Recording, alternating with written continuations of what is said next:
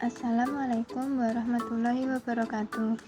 Perkenalkan, saya Dian Utami dengan NIM 205221359 dari kelas Akuntansi Syariah 3C akan menyampaikan materi mengenai fikih muamalah dengan tema transaksi amanah. Transaksi amanah itu sendiri ialah secara bahasa kata amanah berasal dari bahasa Arab yaitu amanu. Amanu memiliki arti yang tidak meniru, terpercaya, dan titipan. Sedangkan arti amanah menurut istilah adalah segala sesuatu yang dipercayakan terhadap manusia, baik yang menyangkut hak bagi dirinya, hak bagi orang lain, maupun hak kepada Allah Subhanahu wa Ta'ala. Pada dasarnya, amanah ini juga kaitannya sangat erat dengan tanggung jawab. Orang yang mampu mengemban suatu amanah disebut sebagai orang yang bertanggung jawab, dan kebalikannya. Jika tidak bisa mengemban suatu amanah, maka bisa dikatakan orang yang tidak bertanggung jawab. Maka menjaga amanah itu sangatlah penting. Oleh karena itu, sebagai seorang muslim, kita harus memperbanyak latihan untuk dapat menduduki sifat amanah dan bertanggung jawab kepada semua makhluk ciptaan Allah Subhanahu wa Ta'ala, apalagi terhadap Allah Subhanahu wa Ta'ala.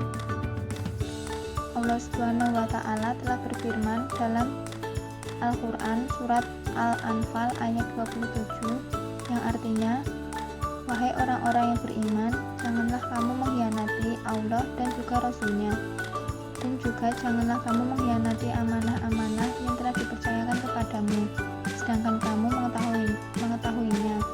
Quran surat Al-Anfal ayat 27.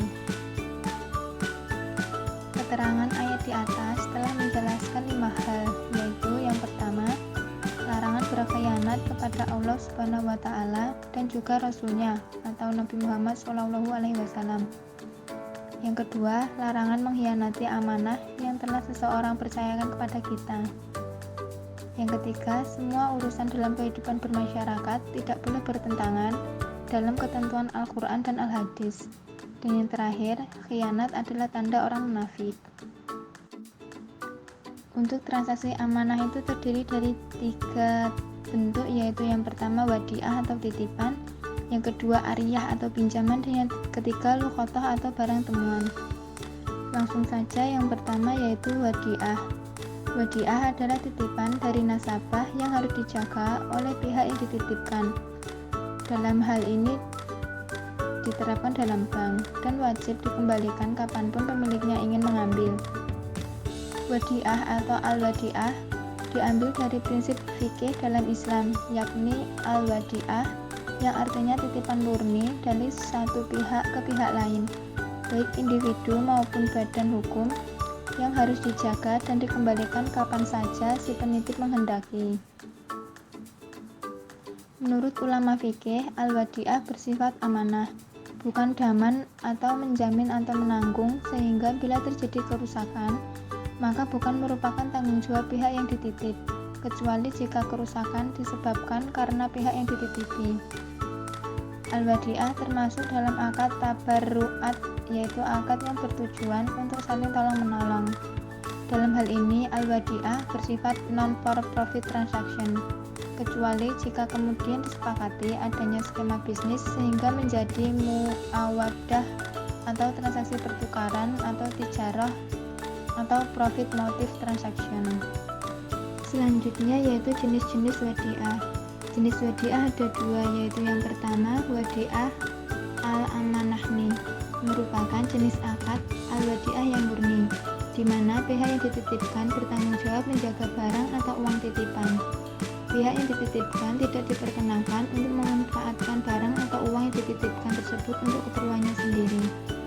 Namun pihak yang dititipkan berhak mendapatkan fee atas jasanya menjaga barang tersebut, sehingga disepakati jual beli manfaat barang atau jasa. Jenis yang kedua yaitu wadiah yad ad-damanah, adalah akad yang banyak digunakan dalam industri perbankan syariah.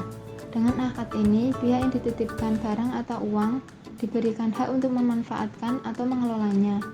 Keuntungan yang didapatkan dari pengelolaan nasabah sepenuhnya menjadi hak dari pihak yang dititipkan, atau dalam hal ini adalah bank. Nasabah tidak berhak mendapatkan keuntungan atas pengelolaan dana tersebut. Selanjutnya yaitu rukun wadiah.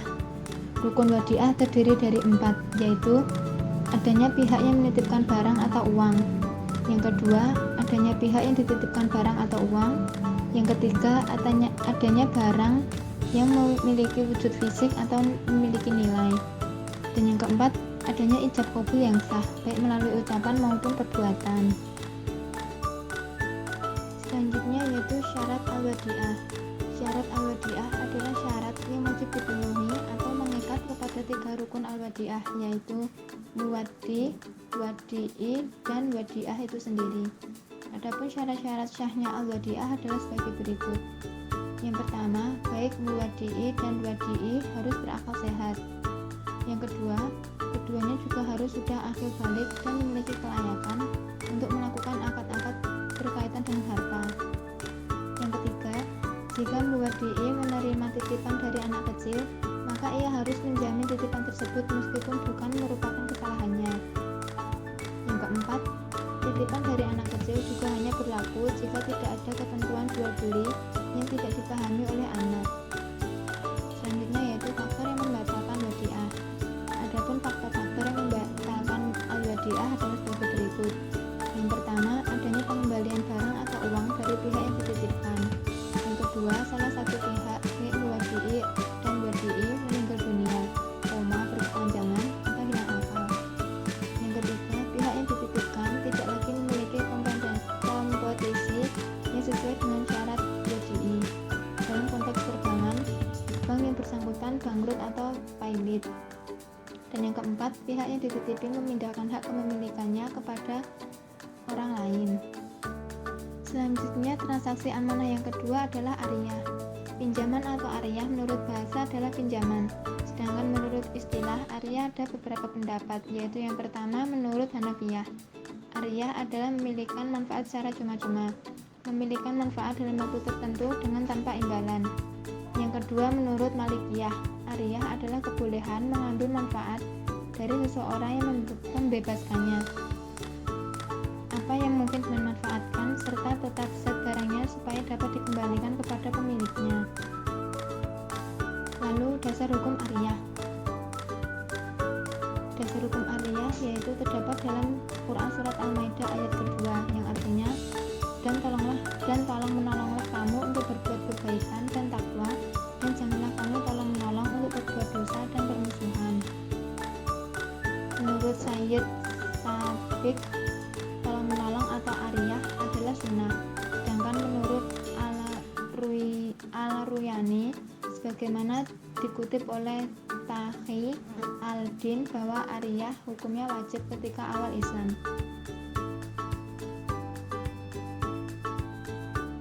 Lalu ada syarat ariyah, yaitu yang pertama mu'ir atau berakal sehat.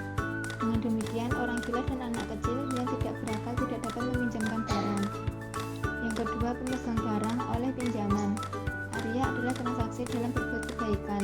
Yang dianggap sah memegang barang adalah peminjam, seperti halnya adalah hibah. Yang ketiga adalah barang musta'ar, dapat dimanfaatkan tanpa merusak zatnya. Jika musta'ar tidak dapat dimanfaatkan, akad ini tidak sah. Selanjutnya adalah rukun ariyah. Yang pertama, mu'ir. Mu'ir adalah pihak yang meminjamkan atau mengizinkan penggunaan manfaat dari barang pinjaman. Syarat mu'ir yaitu ahli at-tabarru, yaitu perizinan pemanfaatan barang. Yang kedua, berstatus sebagai pemilik manfaat barang, meskipun tidak berstatus sebagai pemilik barang, sebab objek akad ariyah adalah manfaat, bukan barang. Dan yang ketiga adalah muhtar, yakni akad ariyah dilakukan atas dasar inisiatif sendiri, bukan atas dasar tekanan atau paksaan. Rukun kedua yaitu musta'ir, adalah pihak yang meminjamkan atau mendapat izin penggunaan manfaat barang. Syarat musta'ir yaitu sah menerima hak melalui akad tabarruk dan tertentu atau mu'yan. Yang ketiga, musta'ar, adalah barang yang dipinjamkan atau barang yang manfaatnya diizinkan untuk dipergunakan musta'ir. syarat musta'ar yaitu yang pertama memiliki potensi bisa dimanfaatkan, yang kedua manfaatnya merupakan milik pihak muir, yang ketiga pemanfaatnya legal secara agama, yang keempat manfaat yang memiliki nilai ekonomis, ini terakhir pemanfaatnya tidak berkonsekuensi mengurangi fisik barang. Rukun yang terakhir adalah sighah. Sighah dalam akad ariyah adalah bahasa interaksi meliputi ijab dan qabul yang menunjukkan perizinan penggunaan manfaat barang. Selanjutnya yaitu macam-macam ariyah.